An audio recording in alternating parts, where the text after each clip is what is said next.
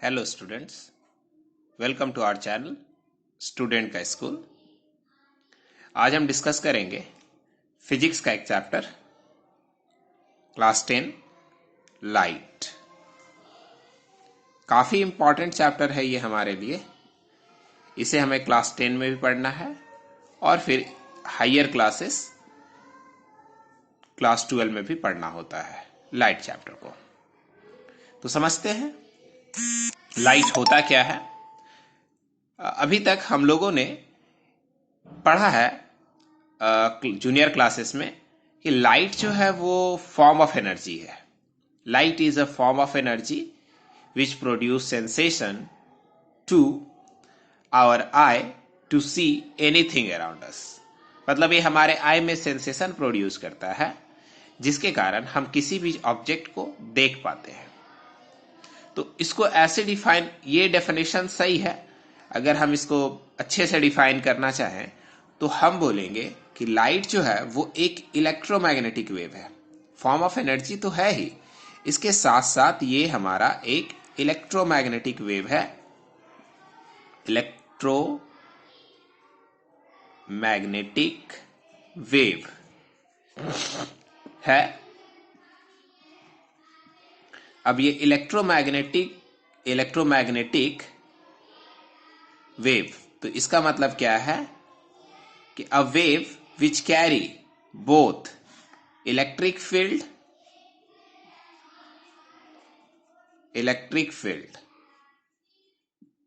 और magnetic field. इसके बारे में कि ये कैसे इलेक्ट्रिक फील्ड और मैग्नेटिक फील्ड कैरी करता है उसके बारे में हम लोगों को हायर क्लासेस में पढ़ना है। लेकिन फिलहाल अभी हम लोग ये समझेंगे कि लाइट है क्या।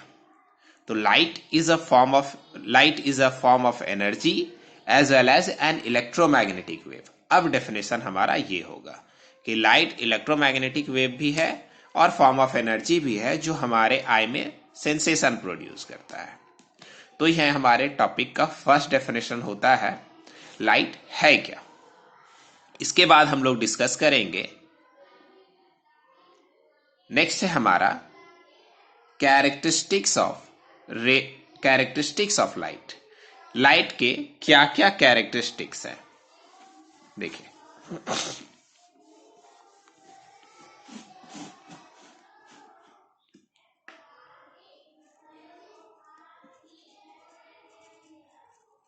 Characteristics of light. तो फर्स्ट कैरेक्टरिस्टिक्स लाइट का है, light always travels in a straight path. ये हम लोगों ने पहले भी पढ़ा है कि लाइट जो है वो हमेशा स्ट्रेट पाथ में ट्रैवल करता है। Second, light is an electromagnetic wave. Light जो है वो हमारा इलेक्ट्रोमैग्नेटिक वेव है। Light is an electromagnetic wave. Third point, light is also a non-mechanical wave। non-mechanical wave। और नॉन मैकेनिकल वेव होने के कारण लाइट को किसी भी मीडियम का रिक्वायरमेंट नहीं होता है। No medium requirement. No medium requirement मतलब लाइट हमारा जो है वो एक इलेक्ट्रोमैग्नेटिक वेव है और इसी के कारण हम लोगों को कोई भी मटेरियल मीडियम नहीं चाहिए होता है लाइट के लिए। फॉर एग्जाम्पल, अगर हम किसी कार में बैठे हुए हैं और कार के विंडो को क्लोज कर दें तो लाइट जो है फिर भी हमारे कार के अंदर आ जाती है क्योंकि मीडियम नहीं चाहिए होता है। अगर मीडियम चाहिए। तो हमारा जो यूनिवर्स एटमॉस्फेयर है, इसमें हमारा मीडियम का काम करता है एयर। लेकिन जब हम अपने कार में बैठे हुए रहते हैं तो एयर का कांटेक्ट ग्लास के कारण टूट जाता है, बट फिर भी लाइट जो है वो पास कर जाता है। और यही अगर हम साउंड के बारे में बोले तो साउंड जो है वो पास नहीं कर पाएगा। इसका मतलब ये है कि बाहर से कोई भी इंसान अगर आवाज लगाएगा तो कार में हम लोगों को सुनाई नहीं देगा, क्योंकि साउंड जो है वो मैकेनिकल वेव है। उसको मटेरियल मीडियम चाहिए प्रोपगेट करने के लिए, लेकिन लाइट को प्रोपगेट करने के लिए मटेरियल मीडियम नहीं चाहिए होता है। ये चीज है लाइट के बारे में। इसके बाद नेक्स्ट है the speed of the light is 3 into 10⁸ metre per second. Light इस स्पीड से ट्रैवल करता है। तो ये था हमारा कैरेक्टरिस्टिक्स ऑफ लाइट। इसके बाद हम डिस्कस करेंगे हमारा next topic, ray of light. Ray of light actually में एक इमेजिनरी कॉन्सेप्ट है, क्योंकि रे ऑफ लाइट जैसा कोई चीज होता नहीं है, लेकिन फिर भी हम इसे क्यों रे ऑफ लाइट बोल रहे हैं समझते हैं। रे ऑफ लाइट, अगर आप लोगों को इस लेक्चर का नोट्स चाहिए तो मेरे डिस्क्रिप्शन लिंक में आप लोगों को मिल जाएगा, आप लोग वहां से डाउनलोड कर सकते हैं। रे ऑफ लाइट के बारे में समझते हैं। सपोज कीजिए कि ये हमारे पास एक सोर्स ऑफ ऑब्जेक्ट है, जैसे टॉर्च है। टॉर्च से जब हम लाइट को इमिट होता हुआ देखते हैं तो कुछ इस तरीके से इमिट होता है, ये इस तरीके से। हम लोग ये नहीं बता सकते हैं कि यहां पे कितना रे ऑफ लाइट मिलके ये बीम बनाया है, कितना यहां पे रे ऑफ लाइट है। बट अगर हम रे ऑफ लाइट के कॉन्सेप्ट को समझें तो रे ऑफ लाइट है क्या, कि लाइट जिस भी पाथ में ट्रैवल कर रहा है, लाइट के ट्रैवल का जो पाथ होगा, जिस भी पाथ में वो ट्रैवल कर रहा है, वो हमारा उसे हम बोलेंगे ray of light. Ray of light एक इमेजिनरी कंसेप्ट है। हम लोग कभी नहीं बोल सकते हैं कि ऐसा एक सिंगल रे होगा, ऐसा नहीं हो सकता है। लाइट ऐसा कोई सिंगल रे होता नहीं है। लाइट जिस भी पाथ में ट्रैवल करेगा उसे हम रे ऑफ लाइट समझते हैं। इसके बाद हम लोगों को समझना है बीम ऑफ लाइट क्या होता है। Beam of light,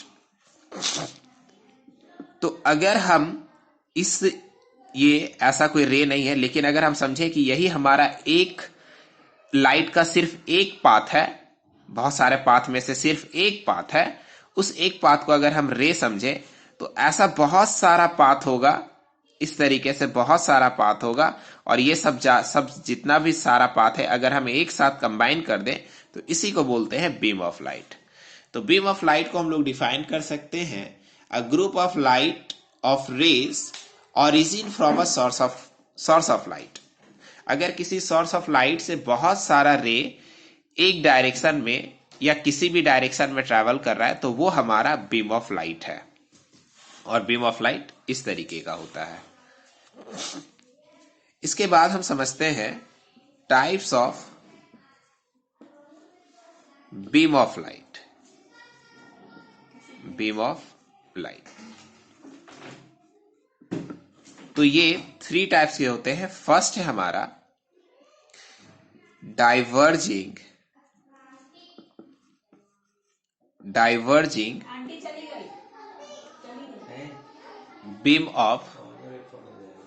diverging beam of light.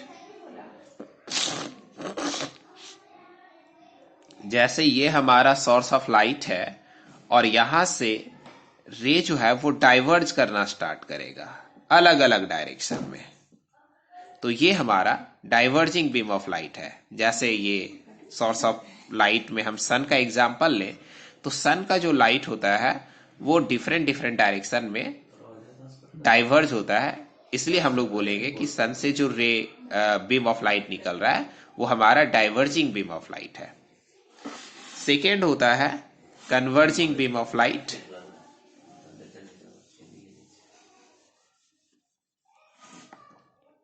Second converging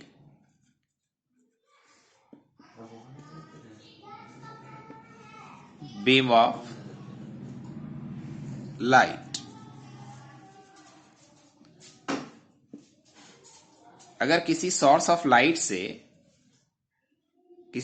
light से जो रे इमिट हो रहा है वो सारा किसी एक पॉइंट पे मीट कर जाए, इस तरीके से सारा का सारा रे जो है वो एक ही पॉइंट पे मीट कर जाए, तो ये हमारा एग्जाम्पल होता है कन्वर्जिंग बीम ऑफ लाइट।